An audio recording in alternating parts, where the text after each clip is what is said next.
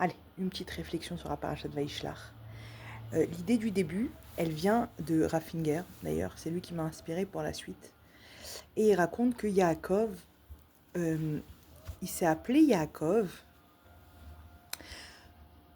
parce qu'il a attrapé Ekev, le talon de Esav. Donc son nom, il vient déjà du fait qu'il a cherché quelque chose chez Esav.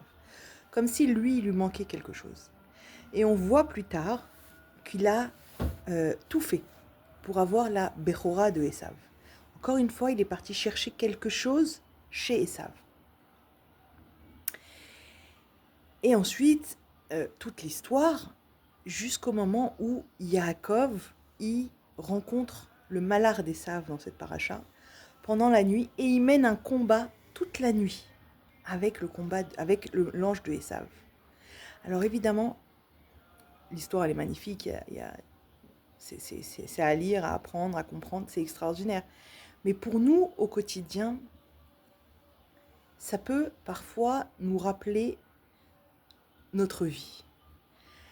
On passe notre temps à réfléchir, à se poser des questions, à penser, à croire que c'est mieux chez l'autre, à se demander qu'est-ce qui me manque. Il y a comme ça des questions qui créent à l'intérieur des combats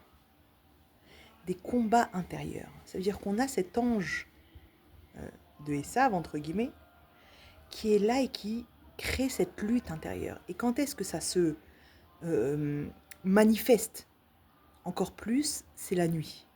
Alors ça peut être la nuit physique, ça veut dire vraiment les heures de la nuit, où véritablement, quand on dort, il y a l'inconscient qui se réveille. Il y a toutes nos peurs, il y a nos angoisses, il y a nos doutes, il y a nos stress. Tout ça, c'est cette partie de combat intérieur qui se réveille quand nous, on dort, paradoxalement, la nuit.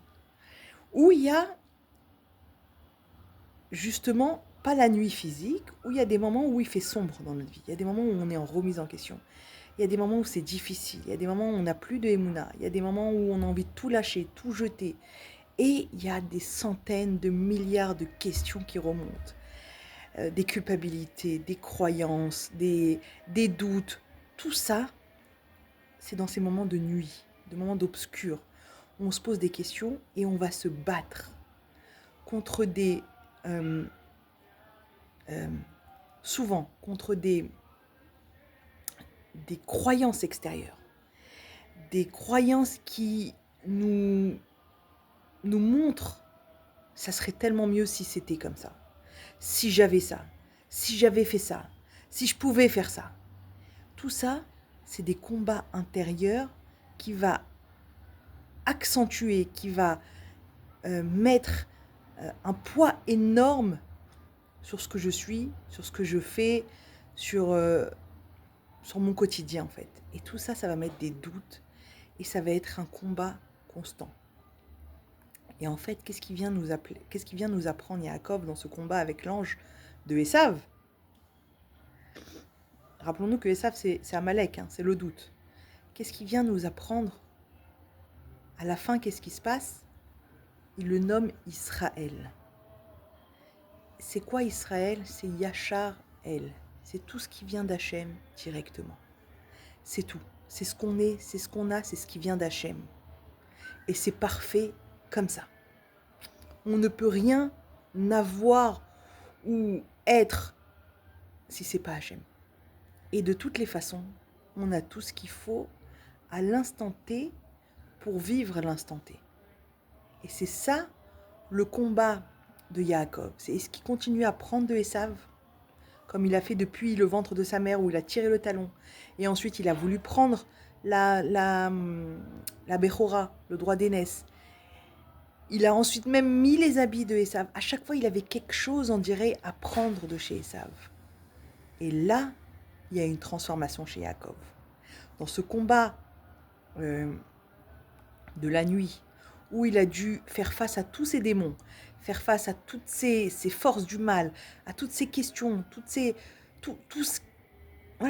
qui peut se passer la nuit, il a gagné le combat. Il a mis KO. Et qu'est-ce qui s'est passé? il s'est nommé Israël. C'est-à-dire que c'est l'essence même de Yaakov qui est ressortie. La pureté de Yaakov qui est ressortie. C'est tout ce qu'il avait à l'intérieur, il l'a mis, ça y est, il l'a fait monter et il a été complet à ce moment-là. Et comment nous on s'appelle? Les Bnei Israël. On ne s'appelle pas les Bnei Yaakov. On est le fruit de cette perfection, entre guillemets, que Yaakov avait atteint dans ce combat où il avait combattu tout ce qu'il devait combattre par rapport à son Esav intérieur et extérieur en l'occurrence. Mais c'est ça ce qu'on doit nous apprendre. C'est apprendre à être le plus proche de nous-mêmes, à aller dans l'authenticité la plus profonde. C'est là où ça va sortir la pureté de ce que l'on est, la vérité de ce que l'on est. J'ai trouvé cette image tellement belle, tellement vraie. C'est exactement le but pour arriver à la vérité de chacun. Et la vérité de chacun, elle va amener à la vérité finale. Parce que la vérité, ça peut être que la vérité d'Hachem. Parce qu'il n'y a qu'une seule vérité, c'est celle d'Hachem. Et quand on laisse la place à chacun d'exprimer sa vérité, alors la vérité, elle se complète. Quand on parle de hardout, on ne parle pas juste de aime ton prochain, amène-lui des cadeaux, fais ce que tu veux. C'est pas que ça. La hardout, c'est la révélation de la vérité de chacun dans l'acceptation. Ça veut dire qu'on accepte que la vérité de celui-là est une vérité, plus la vérité de celui-là est une vérité, et sa vérité plus sa vérité plus sa vérité fait la vérité. S'il manque un morceau, s'il manque une neshama du Ham Israël, s'il manque une catégorie du Ham Israël, alors la vérité, elle n'est pas entière, et par définition, c'est plus une vérité. La hardout, c'est l'acceptation de la vérité de chacun dans tout ce qu'il y a de plus pur, de plus unique. C'est ça qui va créer la hardout et qui va amener le Mashiach. C'est pour ça qu'on parle de Mashiach, de hardout.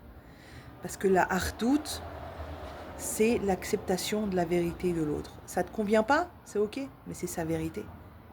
C'est pas grave. Ça te convient pas parce que c'est pas ta mission. Toi, va chercher dans ta mission à toi. Va chercher dans ta façon à toi de servir Hachem. Mais ne fracasse pas l'autre. Parce que tu as besoin de sa vérité pour que le Mashiach y vienne. Même si concrètement tu l'utilises pas.